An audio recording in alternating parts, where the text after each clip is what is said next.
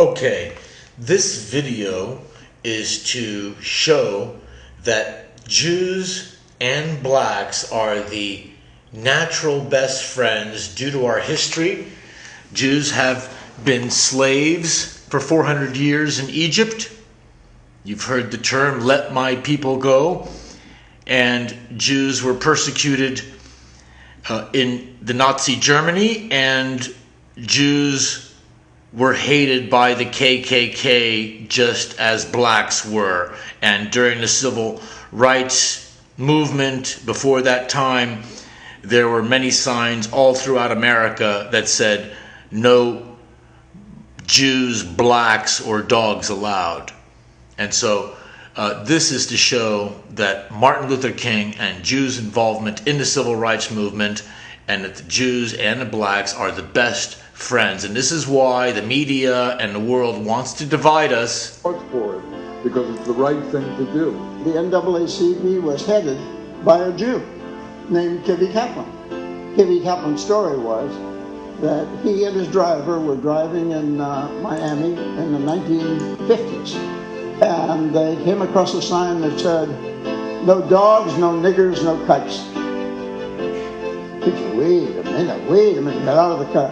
And he said, I'm going to spend the rest of my life fighting that sign.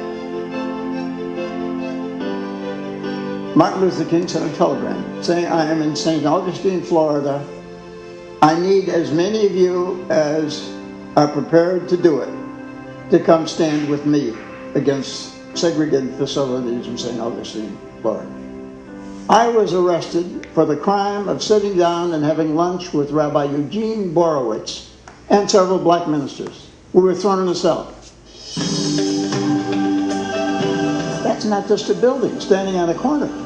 It stands for something profound in this movement and in American Jewish life and in American life.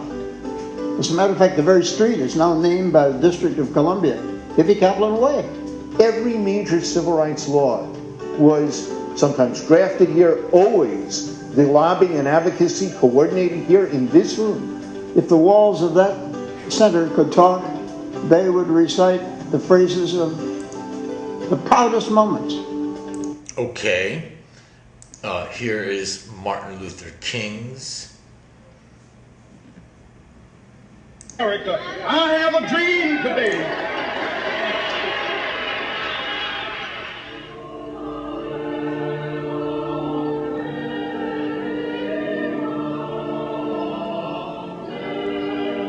I see Israel as one of the great outposts of democracy in the world, as a marvelous example of what can be done. How desert land can be transformed into an oasis of brotherhood and democracy. Peace for Israel means security, and that security must be a reality. When people criticize Zionists, they mean Jews. I solemnly pledge to do my utmost to uphold first the Jews, because bigotry in any form is bigotry in all forms. Now these are the words of Martin Luther King.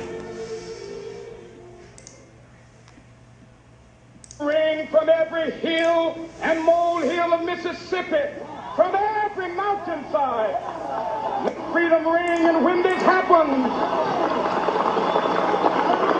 when we allow freedom ring, when we let it ring from every village and every hamlet, from every state and every city, we will be able to speed up that day when all of God's children, black men and white men, Jews and Gentiles, Protestants and Catholics. And so you heard it from Martin Luther King's own mouth. Let's hear it again. All of God's children, black men and white men, Jews and Jews. Okay, so we're getting kind of clear now. Now if we go here to Google anti-Jew KKK video, we can see dozens of videos here where it's a bunch of KKK hating Jews. And we can go on and on. Absolutely. Jews are opposed to injustice. We are opposed to hatred and bigotry and bias and racism and exploitation and so forth. And that's what we're supposed to be opposed to. America must not become a nation of onlookers. As he had 3 decades before, Prince refused to be silent and encouraged all Americans to speak up just as loudly. America must not remain silent. Rabbi Joachim Prince, 50 years ago this week. Okay. And so what we see here is a consistent Jewish presence in civil rights, while all the other religions, white religions, were staying quiet. Just like the Jews, or just like the Christians in Nazi Germany stayed quiet. Jack Nelson, author of Terror in the Night, the Klan's campaign against the Jews. Why did you feel the need to write this story? Well, Brian, I covered it back in the late 60s when the Ku Klux Klan decided that the blacks weren't the problem, maybe the Jews were the real problem. They decided that because they had the idea that the Jews had the money behind the civil rights movement. They sent civil rights lawyers down to the South to represent demonstrators. A large percentage of the college students who came south in the 60s to demonstrate against Jim Crow laws in the South were Jewish students. So here's what you're finding out. Like a good percentage, 20-30% of the white civil rights activists were Jews, even though Jews are less than 1% of 1% of the population. Okay?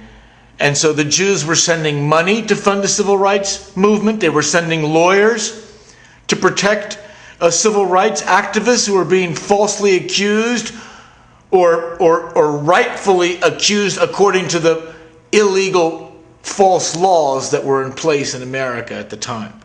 And so I want all of you to understand that Jews and blacks together can bring freedom and justice to the whole world. And this is what I'm asking you to do. My Jewish brothers, my black brothers, let us stand shoulder to shoulder against racism, against injustice. And let us hold up the light of truth. And together we will put down the evil scourge of racism and injustice.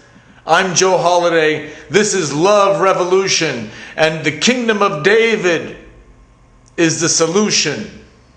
Thank you.